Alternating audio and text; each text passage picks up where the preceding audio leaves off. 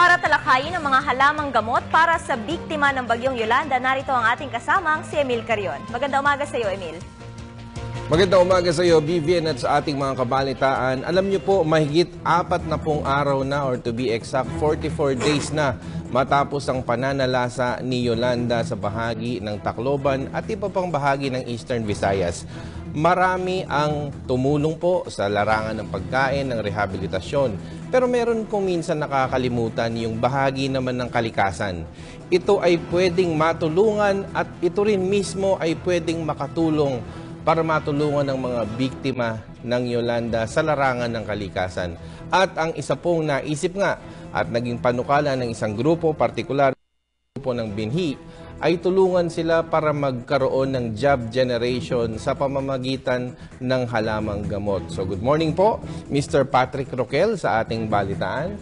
Good morning, Sir Mitch. Salamat sa pagising ng napakaaga. Sir, ano po yung inyong nakikitang pwedeng maging tulong ng inyong grupo para yung usapin ng kalikasan at ganun din yung halamang gamot ay makatulong sa mga biktima ng Yolanda? Okay.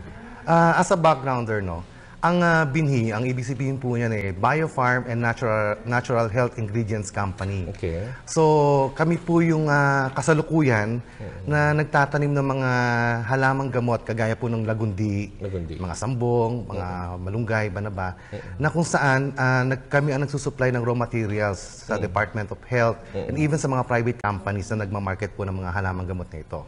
No?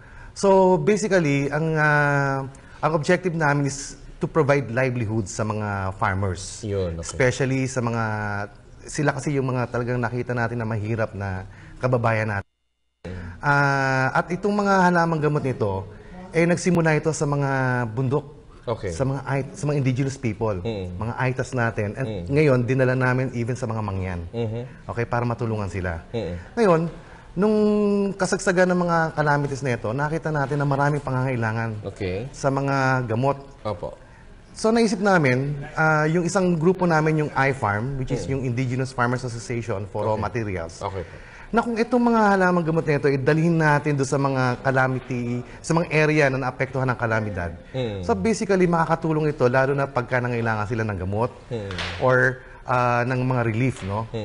Dahil ang point namin ngayon, hindi lang gamot kundi mga fruit-bearing trees na pwede nating itanim. At mukhang yung iba hindi na kailangan dalhin doon. Nabanggit nyo kanina, mismo ang Tacloban at ang mga bahagi ng Eastern Visayas mayaman sa ganitong natural resources. Yeah. Ang ating Department of Health, may isang department doon, no, yung tawagin ay PITAC, Philippine Institute of Traditional and Alternative Healthcare. No? Nandun lang ito sa Bagakay, Tacloban. Marami silang mga lagundi doon. No? Kung nalalaman lang ng mga kababayan natin, ito sa simpleng dahon, di ba? Iluto, ano lang nila, pakuluan lang nila. So makaka-relief na ito sa kanilang mga pangangailangan, lalo na kung may inuubos sila o may sakit. At ang nakikita niyo po dito ay hindi lamang yung panglunas, kundi job generation. Magkakatrabaho eventually, yung mga tao rito. yes. Dahil sa iFarm binhi, yung mga farmers natin, talaga na mga kahit paano natutulungan yung, lalo na sa pang-araw-araw na pangangailangan nila. Minsan nga, may lumalapit sa amin, talagang walang-wala sila na makakain. So, nakikiusap na mag-harvest. At paglabas nila doon sa plantation namin, isang sakong bigas, meron silang naiuwi. Ang inyo pong itinataguyod ngayon ay ika nga pagbabalik alaga ng kalikasan, back to nature. Yes. Etong I-plant, I-share, yes, and I-save communities, no? Basically, nagsimula kasi ito doon sa call ko no? Siyempre, dasal ako ng dasal dati kung ano pwede kong maitulong, pwede kong magawa, lalo na sa bansa natin. Hanggang sa, banggitin ko na Sir Emil, yung aking naging guide, no? Yung sa Ezekiel 47:12. No? Ang sabi doon, every fruit trees should bear fruit for food, and its leaves for medicine to heal. So, doon ako nagkaroon ng isip na palawakin natin itong Ezekiel 47:12, lalo sa bansa natin. Lalo na pag tinignan mo yung lugar natin, di ba, nawawala na yung kalikasan, nawawala yung nature. Yun. Kaya look at Tacloban at saka yung mga calamity area. Opo. Di ba? Basically, pag tinignan mo, kakaunti ang mga puno dyan compared mo doon sa mga bahay na nasira. Tama. Di ba? Pero doon sa mga tao na nag-survive, marami ang nag-survive sa Yolanda dahil kumapit sa puno. Even yung mga hayop umakyat sa puno para masave lang sila nung Great Flood. Oo, meron po mga kwento nga dyan, yung umakyat sa mga matitibay na puno, mangga. Meron naman kahit hindi matibay, tulad yung mga nyug. Nakakyat din sila. Nyug. Yeah. So nasagip sila ng puno. Kaya ngayon, napag-isipan namin na ano ba yung magandang programa na pwede naming i-share sa mga tao. Kaya nag-launch kami ng isang advocacy, which is a project ng iFarm Binhi. Kung tawagin namin yung Puno Sagip Buhay. Puno Sagip Buhay. Yes. Paano po ito? Ang Puno Sagip Buhay, ang layunin nito is basically tumulong sa ating bansa, no, na magtanim tayo ng mga puno, especially mga fruit-bearing trees. No? Na kung saan, pagka ito namunga, every month, di ba, it will bear fruit. Pwede maging pagkain ng tao. So while waiting for relief, while waiting for any help, di ba? So dito pa lang sa puno nito, magagamit na nila as food. Eto pala yun, puno sagip buhay. Puno sagip buhay. Pwede siyang bukod sa ika nga pwede siyang maging car sticker. Paano po ba binabalak ito? Para... ang basic action ng Puno Sagip Buhay natin is yung I plant, I share, I save communities. I plant kasi we want to move every Filipino to plant trees. No? Kasi yan ang dapat na ginagawa natin ngayon, sa panahon ngayon. No? Hindi lang natin wag lang natin tingnan yung mga calamity area na kung saan naapektuhan ng mga flood at saka ng typhoon, even ng lindol. Tingnan din kasi parang ano yan sacrificial itong Visayas area na ito, na pinapakita sa atin at sa buong mundo, dahil sa kapabayaan natin sa kalikasan, ito yung dumating sa atin. Di ba? So we need to plant trees bilang isang Pilipino so that tayo mismo ay ma-save ng mga puno na yan, ng kalikasan. I share, since maganda naman ng advocacy natin, through this sticker, itong badge na ginawa natin. Diba? Maikalat natin sa bawat Pilipino na meron kaisa tayo sa advokasya na ito. Diba? Tayo na ma-spread natin yung information na we need to take care of our nature through this Puno Sagip Buhay. At paano naman po makakatulong lalo yung ating mga kabalitaan na binigyan nyo ngayon ng pagkakataon na pwede through this product na paano po yun? Ngayon, siyempre, alam mo naman natin na isang advocacy ito, maraming gustong tumulong, paano sila magiging involved dito. Di ba? May mga pagkakataon kasi siyempre, paano ako magtatanim? Wala akong puno. Di ba? Ang iFarm Binhi po ay kasalukuyan patuloy na nagtatanim ng mga seedlings, ng mga fruit trees at saka ng mga medicinal plants. So, by supporting this program, no, in any amount, di ba, we can give them the badge. At gumawa kami ng produkto, which is ito yung Citronella Andas. Citronella Andas, Yes, yung Andas meaning all-natural dengue away spray. No? So, kontra dengue rin to, sir? Yes, yung Citronella is a grass. Hindi naman siya puno, no? But basically, ito yung mga itinatanim din ng mga farmers natin.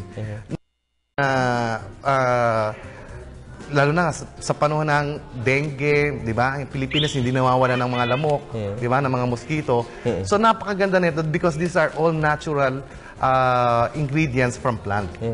So yung Citronella Andas. So ibinabahagi natin itong produktong itong Santo Pio Citronella Andas, no? Doon sa mga sumusuporta ng advokasya ng Puno Sagip Buhay. So itong Citronella Andas sa pamamagitan nito at sa tulong ng ating balitaan at ito ring ating car sticker, pwede po silang tumawag dito. Yes. At meron pong merong number yan, yung 0922-893-8883. Ako po yung mga contact nila. At bibigay po sa kanila yung mechanics, yung guidelines na how to participate. So sa bawat purchase po ba o donation? Paano po Actually, sharing ang tawag natin doon.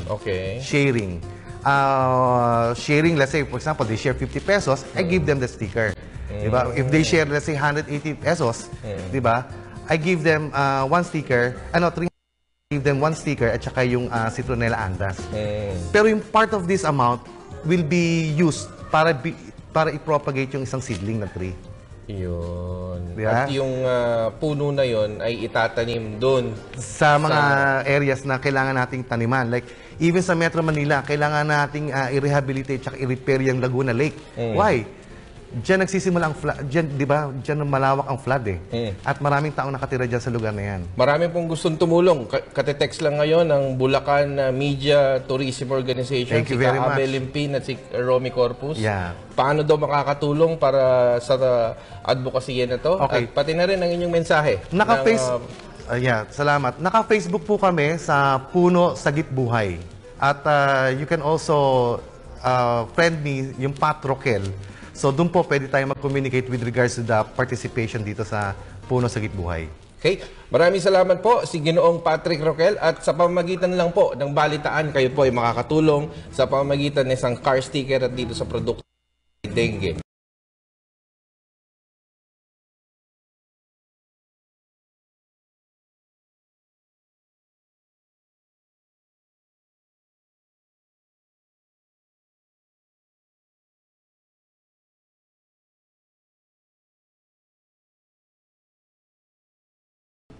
Sa punto pong ito ay tunghayan natin ang isang panayam mula kay Emil Carion. Emil. Maraming salamat sa pagpapatuloy ng ating balitaan. Narito po tayo sa portion kung saan meron tayong bisita na tumungo sa atin dito sa balitaan para makapanayam natin sa isang makabulong issue na ating tatalakayin ngayong umaga. Nandito po bisita na si Mr. Patrick Roquel na magbabahagi sa atin ng kanyang advokasya tungkol po sa mga halamang gamot at sa maitutulong na kabuhayan sa ating mga magsasaka. Sir, magandang umaga po. Welcome ulit sa balitaan. Magandang umaga, Sir Neil. Yes, sir. Ano po yung pinaka-latest na ginagawa ninyo dito sa inyong advokasya ng iFarm at ng Binhi? Yes. Alam mo, maganda yung mga nangyari sa amin after the interview natin dito sa PTV4. Maraming tumawag, maraming gustong sumuporta dito sa Puno Sagip Buhay. No? Kagaya po ng nasabi ko, yung Binhi nga nagtatanim ng mga halamang gamot. No? Okay. At from here, yung aming organization na iFarm, which is yung Indigenous Farmers Association for Raw Materials, nakaisip nga ng isang advokasya, na yung Puno Sagip Buhay. Okay. Na kung saan from the medicinal plants, papunta kami doon sa mga fruit-bearing trees. Okay. No? Kasi alam naman natin na pag ang mga punong ito ay namunga every month, di ba? It will give food. It will give even livelihood to those na mga nagtatanim. Okay. Lalo na kung marami na naitanim sa isang lugar. So, basically, actually, Puno Sagip Buhay, inadapt ito ng isang city dito sa ating bansa, no? Yung Tanawan, Batangas. Okay. Kaya very grateful kami at sa suporta ni Mayor Tony Halili at ang kanyang City Council. Good, no? So ano po ang epekto nito na meron ng panimulang LGU na sumusuporta dito? Yes, kasi ang talagang layunin natin is makapagtanim tayo ng mga fruit-bearing trees, no? Okay. Sa mga lugar na pwedeng maapektuhan ng mga kalamidad. At nakita naman natin itong lugar ng Tanawan, kaya ito sinuportahan. Nandiyan ang Taal Volcano, di ba? Eventually, hindi natin masabi kung kailan siya puputok. Okay. Di ba? Kagaya ng nangyari sa Bohol, ng Lumindol, sa mga naging biktima ng Yolanda, ng heavy typhoons, no?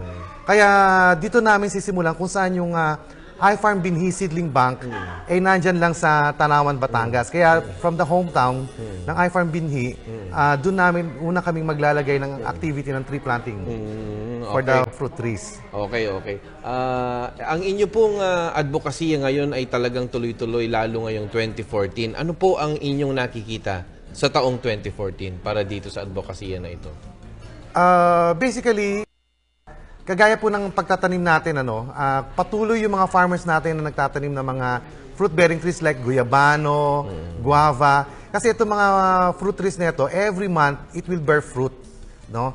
At ang gusto nating mangyari, yung mga fruit trees na nakakapagbigay ng medicinal value, benefit sa mga tao, no? Sa mga taong bayan na meron nito. Like for example, ang guyabano right now, di ba? Nakita naman natin kahit isang si marhirap na Juan at Juana, minsan may cancer Di ba? So siguro sa pamamagitan ng mga prutas na ito ay baka ma-alleviate yung kanyang kondisyon. The same way, yung mga bayabas na yan na very rich in sa vitamin C, even yung mga leaves niyan pwedeng gamitin as treatment kung nasugatan sila because of these calamities. Yun. Meron po tayong mga rural towns, municipalities, provinces within the ambit na napakalapit sa Metro Manila. Rizal, Bulacan, Pampanga, Tarlac, Zambales. Nandiyan lang po sa paligid dyan. Ano po yung pwede nating ipanawagan sa mga to? Para naman sila rin. Baka may bakante silang ilang hektarya ba? Paano ba yung mechanics? Ang basically right now itong lugar ng malapit sa Laguna Lake, sa Taal Lake, no, kung saan natural ang magiging mga calamity niyan, ano. Pero sa lahat ng mga lugar nananawagan tayo because we need every Filipino to plant trees, no? Kasi tingnan natin, isang Pilipino, meron kang cellphone, gumagamit ka ng sasakyan, gumagamit, di ba? Lahat ito galing sa nature. So, lahat ito kinukuha natin sa ating nature. So, ito yung pagkakataon natin, ibalik natin sa nature kung ano yung kinuha natin sa pamamagitan ng mapagtatanim. So, ang aming organization lang, i-focus lang kami doon sa makakatulong, especially itong mga fruit-bearing trees, at yung mga medicinal plants. Paano po yung mechanics nito ganito? Ang Puno Sagip Buhay may 3 basic action. I plant, I share, I save communities. Okay? I plant because we want to encourage every Filipino and we want to move them to plant trees. So, dapat manggaling mismo sa kanya kung paano magtatanim. Di ba? Simple lang pagtatanim Basta meron kang puno dyan, di ba? Itanim mo sa lugar na mabubuhay siya. So that eventually makakatulong yan kay niya, at least sa kanyang neighbor. Di ba? O sa family niya. I share because we know maganda tong advocacy nito at lahat magbe-benefit, no? Kaya sa pamamagitan ng pag-share ng benepisyo sa bawat isa sa atin, 'di ba? Share it to your friends, share it to your families. Kung paano magtanim, kung paano magsimula, kung paano sumuporta dito sa Puno Sagip Buhay. Also, to share na kung may mga resources na pwede nating let's say ibigay. Let's say if you have extra fruit trees, no, na seedling, pwede namin kunin yan at ipunin doon sa iFarm Seedling Binhi Bank. At nang sa ganon, pagka marami na yan, sabay-sabay namin itatanim doon sa lugar na yung mga napili, yung mga selected areas na talagang kailangan nating taniman. Di ba? I share also, if may mga galante, may mga gustong sumuporta, monetary, di ba? So, bawat pagkakataon na meron silang ibinibigay, papalitan o ibibigay pabalik sa kanila sa pamamagitan ng mga produkto ng iFarm Binhi, no? Yung mga sharing na ibinigay nila sa amin. Just like for example, if they share 300 pesos, namin sila ng isang citronella andas na ginawa at pinormulate, tinanim ng mga farmers natin, no? Na nakakatulong itong andas na ito is all natural dengue away spray. Dengue? Yes. Na alam naman natin sa Pilipinas hindi nawawalan ng lamok. Di ba? Mayaman ka man o mahirap ka man, kung pumunta ka sa ospital, maraming na-dengue dyan. Tama. Walang pinipili. So sa pamamagitan ng produkto na ito, alam natin na very useful, no? Na magagamit nila at magbe-benefit sila. At ito ay tinatanim ng mga farmers. So ibig sabihin, kung tinatanim nila ito at tinatangkilik ito na bawat Pilipino, natutulungan natin itong maliit na Juan, di ba? At maliit na Juana, no? Sa pamamagitan sa kanilang pagsisikap na pagtatanim, doon na pupunta rin yung benefit. At same way, nagbe-benefit sila dahil maganda yung produkto at nakakatulong, di ba? Meron tong pinag-aralan to, yung bioefficacy. So, may clinical trials, may clinical studies, yung bioefficacy nga, no? So, pinag-aralan niya sa UPLB. At ibig sabihin nito, hindi siya nakakasira sa kalusugan o sa Hindi, kalikasan, kasi pero yung takot. Takot dito. So, aalis, pag dinretso mo nga, even sa ants, namamatay yung ants Yung mosquito, it repels. Pero pag dinretso mo, pwedeng mamatay yung lamok. Diba? Na hindi problema sa skin or sa tao, no? So, ibig sabihin, Kasi kapag this is very natural. So, pag may bumili niyan o may nag-donate ng halagang magkano po? For example, 300 pesos, bibigyan namin sila ng isang andas at saka itong sticker ng Puno Sagip Buhay. Kung saan, pwede nilang i-share, no? Yung Puno Sagip Buhay. Kasi nakalagay dito, tara magtanim po tayo, sama ka. Ibig sabihin, kasama siya na kailangan magtanim, di ba? Bilang isang Pilipino. So, ito po yung mechanics namin. So, sa or kung bibili sila ng marami, let's say for every 6 bottles, yung Andas mismo ay magdo-donate ng isang tree doon sa iFarm Binhi Seedling Bank. So, sa pamamagitan ng kanyang purchase, di ba? Magdo-donate ng Andas ng isang puno. Okay. So, yun ang kagandahan po nito. So hindi kami basta humingi lang. Nagbibigay kami. Okay. The same way, yung mga naipon naming amount, dadalhin doon sa lugar na pagtataniman ng mga fruit trees na yan. At nang sila ay matulungan. Okay, ano po yung mga priority areas na kailangang mataniman na una para makatulong tayo sa ating kalikasan? Okay. Ano po yung mga priority areas na ito? Basically, ang inuuna natin right now nga itong Tanawan, Batangas, no? Okay. So that lumaki siya sa Batangas area, sa Luzon area, wherein alam naman natin na before the Yolanda, andyan ang Santi. Apektado ang Nueva Ecija, apektado rin ang North Luzon area. Di ba? At maraming puno ang nasira dyan. Di ba? Ngayon, sabay sa pagpaplano, ay yung pagpropagate din sa mga lugar na naapektuhan ng Yolanda. So magkakaroon tayo ng iFarm Binhi Seedling Bank sa Tacloban na kung saan yung lahat ng mga papropagate na medicinal plants like lagundi, no? Yung mga guyabano, guava, no? Dahil marami rin dyan na nagtatanim, yan ay didistribute natin doon sa part ng other part of town of Leyte, no? Even sa Tanawan, sa Palo, sa Ormoc, di ba? And Eastern Samar. So, those things, no? Lahat yan, pinaplano natin. Ang plano namin, by 2020, at least we have planted 100,000 fruit trees. Wherein, these 100,000 fruit trees, nung kinakount namin, at least mga 10 Filipinos can be saved. So, meaning, kung imumultiply mo sa 100,000 sa 10 Filipinos, that's already 1 million. Diba? So marami na tayong natulungang tao. Marami na na-save. So through this puno sa buhay. Kaya yung participation ng bawat isa ay napaka-importante. Okay, ang inyo pong panawagan at invitation na may tree planting pala ngayong February, nasa inyo po ang pagkakataon. Yes. So sabi ko nga po, ito ay inadopt ng City Council ng Tanawan, Batangas. Kaya nagpapasalamat ako kay Mayor Tony Halili dahil sa kanyang aksyon, mapapalaki at masisimulan itong puno sa buhay. Kaya sa February 20, 2014, no, ito po yung launch namin ng puno sa buhay sa, I think, sa Barangay Gonzales, doon sa Tanawan, Batangas. At napakalapit nito sa Taal Volcano, kung saan nandiyan na yung Taal Lake, yung lake mismo, at makikita na yung Taal Volcano.